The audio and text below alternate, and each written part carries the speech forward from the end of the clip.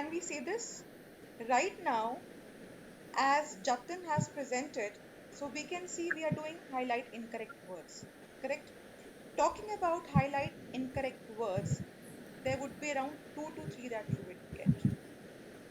As I stated earlier, fill in the blanks in listening part holds a special value.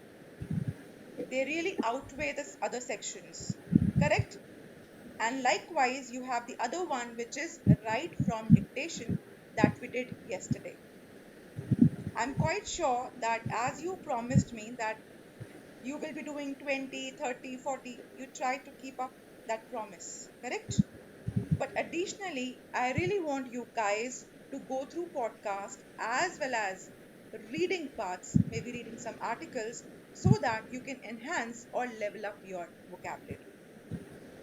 Now, coming to this part of highlighting incorrect words, it required two things: listening to an audio and reading through the content.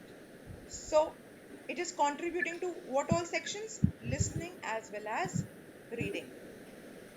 So 12 to 15 marks would be to listening and reading each. And we know 15 to 50 seconds to listen to a recording and identify the words that differ in the audio. Now problem here is we end up highlighting the words which are correct by mistake. While we are hovering over the content, we end up highlighting. Don't do that. There's a penalty. So negative marking would be there. So be careful. And when in doubt, if you are doubtful, I'm not sure whether this word was swapped with some other word or not, even in that case, you're not supposed to select it because of the role of negative marking. One point which is very important, that is extra highlighting, that we end up doing when we hover through the content while we are reading through. Okay. Second is selecting the words which we are doubtful of. You're not supposed to select the words which you're doubtful of. Okay. Thus, you will not exert a negative effect on your score if we follow this tip. As I mentioned that you need to get into reading practice, you need to read through the articles. I hope you get my point. Why am I stating that?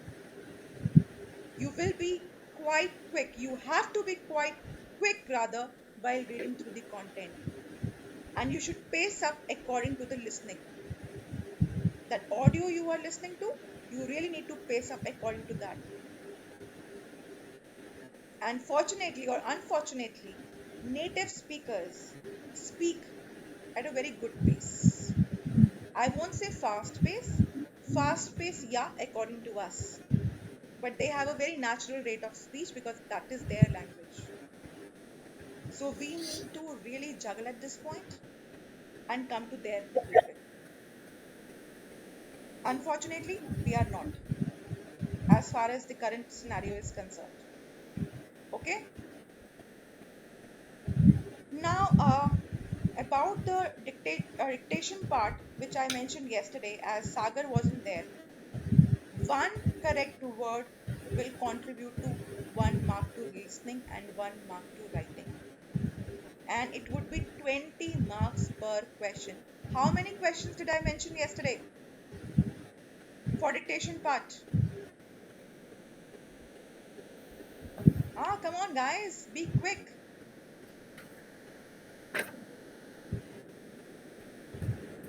How many questions you mentioned?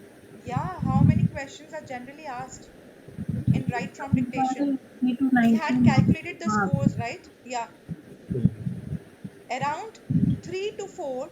And as I'm stating, 20 marks per question, which makes it 60 to 80. So that's a good amount of weightage and it really outweighs the others. So today Right. we are going to do spelling practice as well, and let's see where do you guys stand. Okay, so that would be entire another session on spelling. So let's resume with that. And prior to that, let's quickly wrap up the one which Jatin was doing. Jatin, Mhm. can you resume? I'm just going to stop my presentation and you can resume. after that, we'll do spelling practice.